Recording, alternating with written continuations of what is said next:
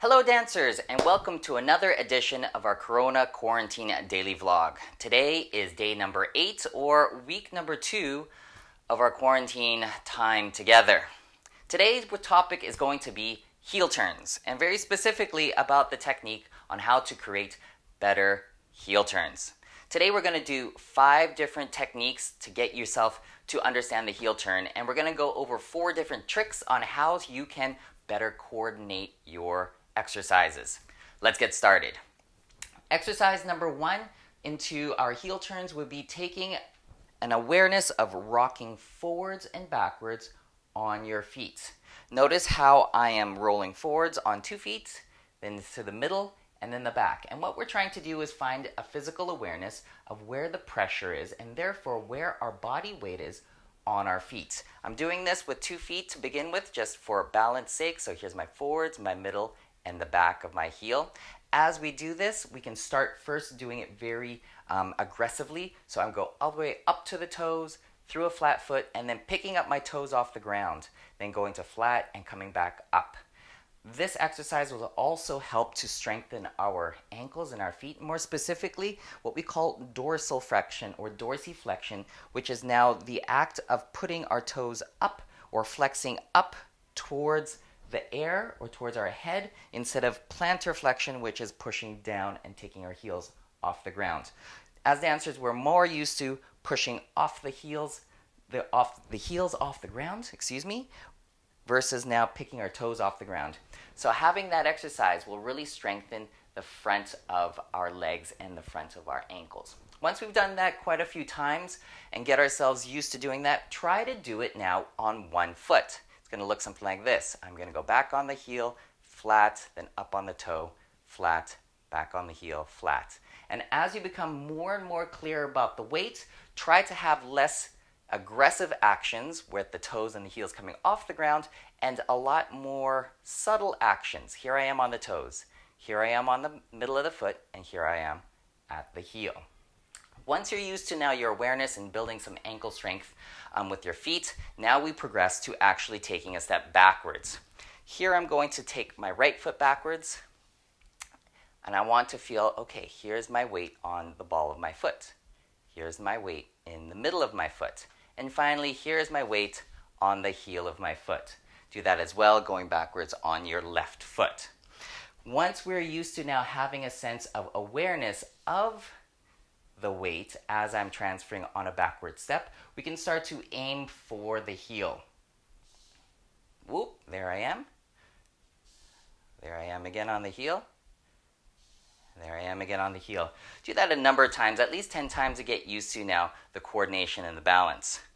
After we've gone through those first 2 steps, now we can start to incorporate the turns. So here I am, I'm going to go backwards onto my right foot, similar to a reverse turn for the ladies going backwards in our foxtrot. I'm going to go backwards, transfer my weight through the ball, through the flat, and into the heel of my back foot. That would be my right foot at this moment. And I'm going to now do just a little bit of a turn to the left, and then complete and stop the turn there. And if you notice, I just did about 1/8 of a turn or 45 degrees. No more is necessary. I'm going to go backwards and do that again. Little turn, whoa, find my balance, and then stop. As we become more competent with our balance, we can add a little bit more turn. Here I've done 1/4 of a turn to the left. There's my turn now, 3/8 of a turn. And finally, whoa, almost there. Finishing with a 1/2 a turn. Now take your time and be really comfortable with the lower amounts of turn first before progressing to further and further amounts of turn. Now once you're clear about doing that on your right foot and on your left foot, I would like you to now try and think about your free foot or your closing foot. So we're going to go back to our exercise where we went backwards without turn, and I'm going to now drag the left foot on the floor with the heel more prominently on the ground until I park my left foot right beside my right foot. Yeah, if I do it in the other direction, it would look something like this with my left foot going backwards and parking my right foot beside, as if I was doing a natural heel turn. Once I have a coordination and the feel of parking my feet right next to each other, let's go back and add a little bit of turn. Now this is where it gets a little bit tricky because a lot of people think that they have to close the foot first and then commence the turn, and that's the wrong order. What we actually want to do is we need to commence the turn and complete the turn before the free foot closes to the standing foot. Again, it's before the turn happens before the closure of the foot, or we can think of the closure happening at the end of the turn. Here I'm going to demonstrate it incorrectly, closing the feet, then trying to turn. This is the correct. Turning first, finishing the turn, closing the feet. Yeah, one of the real main reasons for this is that a lot of people think that a heel turn is actually done on 2 heels, and I'm going to demonstrate that. They're going to close the feet, they're going to place weight on 2 heels, and then they're going to try to turn using the weight on 2 feet. And that's incorrect. And if you notice now, my feet can't actually turn to the amount that I want to without having now a funny position. We want to be clear that there's weight on, for instance, right now, my right foot. I'm going to turn on my right foot, keep on turning wherever I want to finish, then complete the closure of my left foot, and then I'm finished. From there, I can go into step number 5, which is now transferring my weight onto my left foot. I'm going to do the same thing going backwards on my left foot. Transfer the weight, get to the heel, turn first, close afterwards, then transfer the weight, and I get myself to come out. Those are super, super important because a lot of people usually use 2 heels, and it really should be 1 heel. Now, let's talk about rise and fall, because the rise and fall is actually quite different whether we are a lead or whether we're a follow, or a gentleman or a lady. So let's talk about the ladies, because ladies, we do a lot more heel turns than the gentlemen. So ladies, when we're going backwards, we will already start to rise as we dance step number 1 of our figures. If you notice here, I am low. As I transfer my weight to my right foot, I start to already rise through my legs. Yeah, my knees start to straighten, my posture elongates, and everything continues through that rising action. As I complete my turn, maybe it's just a 1/4 of a turn here or 3/8 of a turn there, and I transfer my weight onto my left foot, I can now continue to rise on the ball of my left foot until I come out for a reverse turn, or whether I'm going to go into a sideways action for a double reverse. Now, this rise and fall pattern is not the same for leads. So gentlemen, as we are going backwards, when we are transferring backwards, we maintain our compressed or our lowered position. We will not commence to rise on step number 1. We will continue to finish off the heel turn, finish off the transfer of weight onto my left foot, and then I will rise and then come out, for instance, in a reverse corte type of action. Now, as we get ourselves doing this, let's put this all together again. We go backwards, transfer my weight onto my heel, commence the turn. If I'm doing this as a lady, I'm rising. If I'm doing this as a gentleman, I'm staying low, making sure I complete the turn here. I'm doing this as a gentleman. Then I'm going to put my feet together, transfer weight, up I go, and then out I would go. All right, so those are our 5 steps that I'd like you to be clear about. Now let's talk about tricks or little exercises that we can do to make sure that we're doing it correctly. Now, I'd like you to take a piece of paper, a simple piece of paper, and what we're going to do is we're going to practice now making sure that we are turning on the heel of the foot and not on the ball of the foot. Now, a lot of the times students will go backwards with their right foot. They will not transfer fully onto the heel, and what they will end up doing is turning on the ball of the foot with the heel off the ground, and then put the heel down, and then transfer and get themselves to come out. That's a little bit of a cheat. So use a little piece of paper to check and see if you're actually turning on the heel, and this is how I want you to do it. Place the piece of paper underneath the ball of your right foot if you're going backwards for your reverse action. You're going to transfer over. Now from here, what I want you to do is make sure that you transfer fully onto your right heel, and the weight will come off of the piece of paper, and then you're going to turn and leave the piece of paper behind.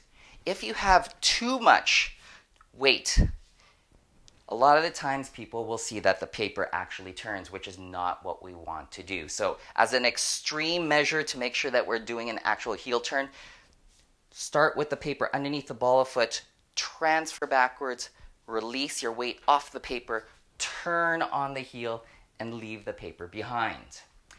This is not, of course, the 100% proper technique when we're doing heel turn. There will still be some pressure on the foot. So if we now go into more perfect technique, there will still be pressure, and you will now drag the piece of paper around your foot. You can see how that piece of paper is going from back here to over there. If I didn't, again, transfer my weight and I just turned, that piece of paper would stay on the spot where my ball of my foot is. All right.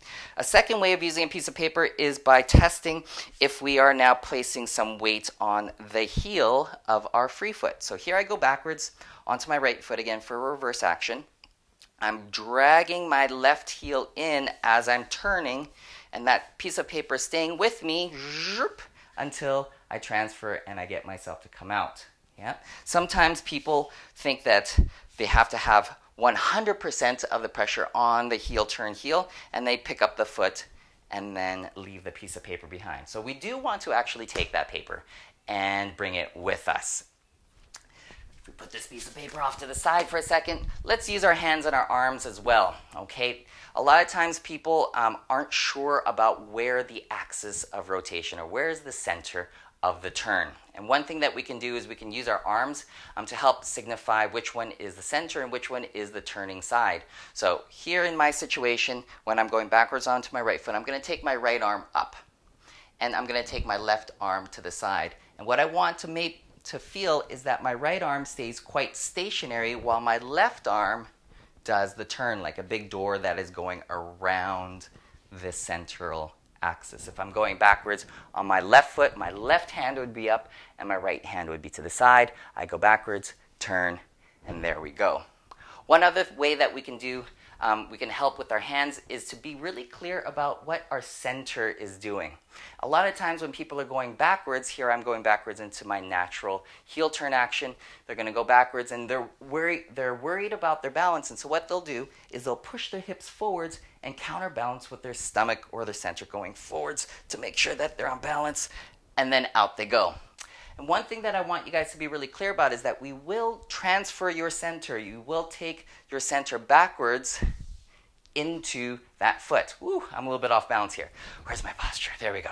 I'm going to go backwards, zip, and I want to feel like I'm helping guide my center back with my left hand here. I can take my right hand out as a guide that this is the side that is turning. If I do it the other way, again, my right hand, which is the side that I'm going to do my heel turn on, is on my center. It's helping guide my center to go backwards and upwards, especially ladies when we're rising upwards.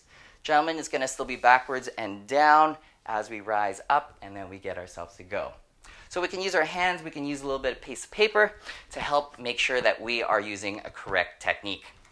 Now, there are a number of different figures that incorporate a heel turn, and we are going to cover those types of figures in tomorrow's vlog to keep things a little bit smaller. So today, just do these practices, go through these exercises, use your hands, use a piece of paper, get really comfortable with your balance and with your weight and understanding the timing of things. And then tomorrow we're going to cover our ladies' double reverse spin, whether it's in the waltz or the quick step, the ladies' reverse turn in the foxtrot, and the gentleman's closed impetus both in the foxtrot and in the waltz. Thank you very much again for coming and watching all of our videos. We hope that you're staying safe, and please feel free to subscribe and to like the videos. We'd love to get some feedback from you guys. We do put a bit of effort into thinking about the content and recording all of these videos for you guys. One more thing, please stay safe, stay home if you can, possibly. We're all in this together, and eventually we will be back together at the ballroom. That's it for now. Teacher Joel saying thank you very much, and we'll see you tomorrow.